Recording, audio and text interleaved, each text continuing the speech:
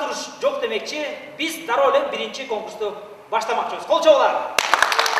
Үй-бүлөлүк балалыктарды сактоо, жубайлар ортосундагы мамилени бекемдөөгө жана спортту сүйүүгө тарбиялоо. Бул максатта үлгүлүү үй-бүлө аттуу теледолбоор даярдалууда. Бул программага жаңы үйлөнгөндөр да бир канча жылдан бери түтүн булатып келе жаткан жубайлар да катыша алышат. Үй-бүлөлүк телеберүүнүн алып баруучусу Азамат Исмаиловдун айтымында түгөйлөр үчүн спорттук жана интеллектуалдык мелдештер даярдалган. Биринчи турда 16 жылдыздуу түгөй жарым финал үчүн ат салышат. Андан соң катышууга арыз бергендердин арасынан ошончо сандагы үй-бүлө тандалып алынат. Шарттары жөнөкөй. Катышууну каалаган жубайлар 1 мүнөттүк кызыктуу видео жаздырышы керек. Арасынан эң чыгармачыл деген түгөйлөр тандалып, долбоорго катышуу укугун алат.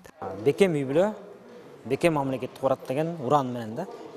Биз ошол азыркы учурда аял менен күйөөсү, бала чакасы үйдө баардыгы телефондор, гаджеттер болгонго байланыштуу кийинки күндөрү соц тармак болуп кетип, ортодогу мындай жандуу маектешүү, барлашуу азайып кетти да адамдар ортосунда. Анан Кыргызстанда ажырашкандардын саны да 30%га чыгып калды деп атат расмий билдирүүлөргө караганда.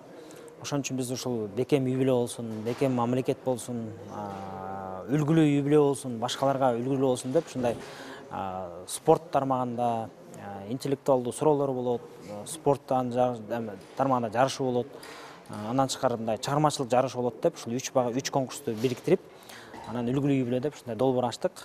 Кечээ теледолбоордун алгачкы чыгарылышы тартылды. Анда кызыктуу оюндар болду. Жылдыздуу түгөйлөрдүн баары кийинки турга өтүү үчүн колдон келген аракеттерин кылышты. Алардын экөө жарым финалга чыкты. Муну менен алар өздөрү эңсеген кыялына жаңы турак жайдан батир алууга бир кадам жакындап калышты десек да болот. Бул биринчи орундун байгеси. Долбоордо экинчи орунду ээлегендерди жапжаңы унаа күтүп жатат. Ал эми 3-чү орунду алган жубайларга Туркияга саякаттоого жолдомо берилет.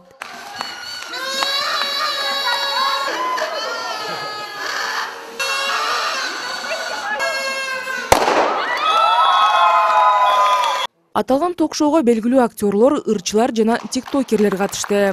Чынын айтканда, эми аны утуп алсак деле жакшы болмок, бирок эми жалпы момундай таланттуу жигиттер, кыздар менен чогуу келип ойногонго өтө көңүлүм ачылып, жакшы ощущениялар болду дегеним да.